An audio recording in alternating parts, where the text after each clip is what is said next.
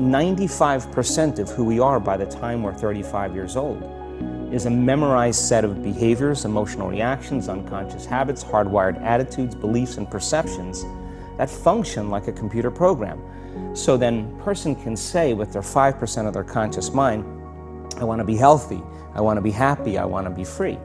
But the body's on a whole different program. So then how do you begin to make those changes?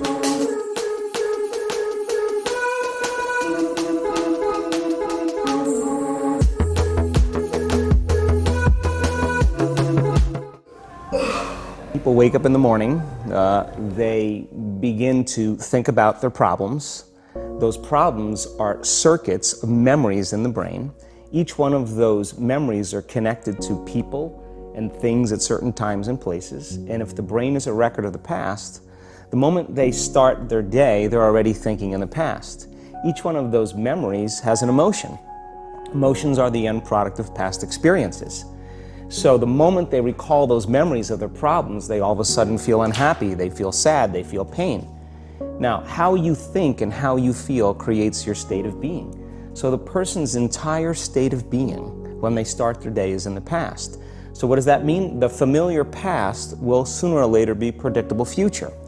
So if you believe that your thoughts have something to do with your destiny, and you can't think greater than how you feel, or feelings have become the means of thinking, by very definition of emotions, you're thinking in the past. And for the most part, you're going to keep creating the same life. So then people grab their cell phone, they check their WhatsApp, they check their text, they check their emails, they check Facebook, they take a picture of their feet, they post it on Facebook, they tweet something, they do Instagram, they check the news, and now they feel really connected to everything that's known in their life. And then they go through a series of routine behaviors.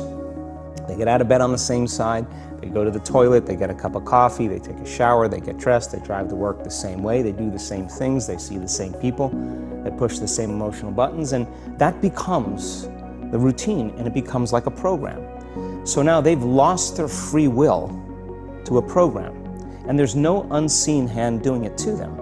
So when it comes time to change, the redundancy of that cycle becomes a subconscious program. So now 95% of who we are by the time we're 35 years old is a memorized set of behaviors, emotional reactions, unconscious habits, hardwired attitudes, beliefs, and perceptions that function like a computer program. So then a person can say with their 5% of their conscious mind, I want to be healthy, I want to be happy, I want to be free. But the body's on a whole different program. So then how do you begin to make those changes? Well, you have to get beyond the analytical mind, because what separates the conscious mind from the subconscious mind is the analytical mind. And that's where meditation comes in, because you can teach people through practice how to change their brainwaves, slow them down. And when they do that properly, they do enter the operating system where they can begin to make some really important changes. So most people then wait for crisis or trauma or disease or diagnosis. They wait for loss, some tragedy to make up their mind to change. And my message is, why wait? And you can learn and change in a state of pain and suffering, or you can learn and change in a state of joy and inspiration. And I think right now, the cool thing is that people are waking up. Most people spend 70% of their life living in survival and living in stress. So they're always anticipating the worst case scenario based on a past experience. And they're literally, out of the infinite potentials in the quantum field, they're selecting the worst possible outcome, and they're beginning to emotionally embrace it with fear. And they're conditioning their body into a state of fear. Do that enough times, body has a panic attack without you. You can't even predict it because it's programmed subconsciously. So people become addicted to the rush of those emotions, and they use the problems and conditions in their life to reaffirm their limitation, so at least they can feel something. So now when it comes time to change, you say to the person, why are you this way? Well, every time they recall the event, they're producing the same chemistry in their brain and body as if the event is occurring, firing and wiring the same circuits and sending the same emotional signature to the body. Well, what's the relevance behind that? Well, your body is your unconscious mind.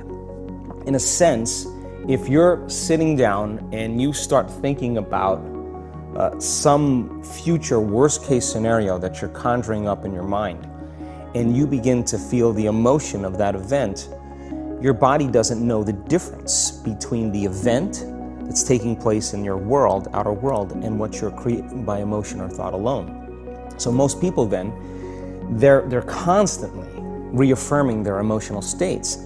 So when it comes time to give up that emotion, they can say, I really want to do it, but really the body is stronger than the mind because it's been conditioned that way. So the servant now has become the master. And the person all of a sudden, once they step into that unknown, they'd rather feel guilt and suffering because at least they can predict it. Being in the unknown is a scary place for most people because the unknown is uncertain. People say to me, well, I can't predict my future. I'm in the unknown, and I always say the best way to predict your future is to create it. Not from the known, but from the unknown. What thoughts do you want to fire and wire in your brain? What behaviors do you want to demonstrate in one day? The act of rehearsing them mentally, closing your eyes, and rehearsing the action. Rehearsing the reaction of what you want? Or the action of what you want. By closing your eyes and mentally rehearsing some action. If you're truly present, the brain does not know the difference between what you're imaging and what you're experiencing in 3D world. So then you begin to install the neurological hardware in your brain to look like the event has already occurred. Now, your brain is no longer a record of the past. Now it's a map to the future. And if you keep doing it, priming it that way, the hardware becomes a software program. And who knows, you just may start acting like a happy person. And then I think the hardest part is to teach our body emotionally what the future will feel like ahead of the actual experience. So what does that mean? You can't wait for your success to feel empowered. You can't wait for your wealth to feel abundant. You can't wait for your new relationship to feel love or your healing to feel whole. I mean, that's the old model of reality of cause and effect, waiting for something outside of us to change how we feel inside of us. And when we feel better inside of us, we pay attention to whoever or whatever caused it. But what that means then is that from the Newtonian world is that most people spend their whole life living in lack, waiting for something to change out there. What do you mean the Newtonian world? Newtonian world is all about the predictable. It's all about predicting the future. But the quantum model of reality is about causing an effect. The moment you start feeling abundant and worthy, you are generating wealth. The moment you're empowered and feel it, you're beginning to step towards your success. The moment you start feeling whole, your healing begins. And when you love yourself and you love all of life, you'll create an equal. And now you're causing an effect. And I think that's the difference between living as a victim in your world, saying, I am this way because of this person or that thing or this experience. They made me think and feel this way. When you switch that around, you become a creator of your world and you start saying, my thinking and my feeling is changing an outcome in my life. And now that's a whole different game, and we start believing more that we're creators of reality. And most people, when they have a thought, they just think that that's the truth. And I think one of my greatest realizations in my own journey was just because you have a thought doesn't necessarily mean it's true. So if you think 60 to 70,000 thoughts in one day, and we do, and 90% of those thoughts are the same thoughts as the day before, and you believe that your thoughts have something to do with your destiny, your life's not going to change very much because the same thought leads to the same choice leads to the same behavior creates the same experience, and the same experience produces the same emotion. And so then the act of becoming conscious of this process to begin to become more aware of how you think, how you act, and how you feel. It's called metacognition. And so then, why is that important? Because the more conscious you become of those unconscious states of mind and body, the less likely you're going to go unconscious during the day. And that thought is not going to slip by your awareness unchecked, because it means to know thyself. The word meditation means to become familiar with. So as you become familiar with the thoughts, the behaviors, and the emotions of the old self, you're retiring that old self. As you fire and wire new thoughts and condition the body into a new emotional state, if you do that enough times, it'll begin to become familiar to you. So it's so important, just like a garden. If you're planting a garden, you got to get rid of the weeds. You got to take the plants from the past year and you got to pull them out. The rocks that sift to the top that are like our emotional blocks, they have to be removed. The soil has to be tenderized and broken down. We have to make room to plant a new garden. So primarily, we learn the most about ourselves and others when we're uncomfortable. Because the moment you move into that uncomfortable state, normally a program jumps in. When that program jumps in, it's because a person doesn't want to be in the present moment and engage it consciously. If you're not being defined by a vision of the future, then you're left with the old memories of the past, and you will be predictable in your life.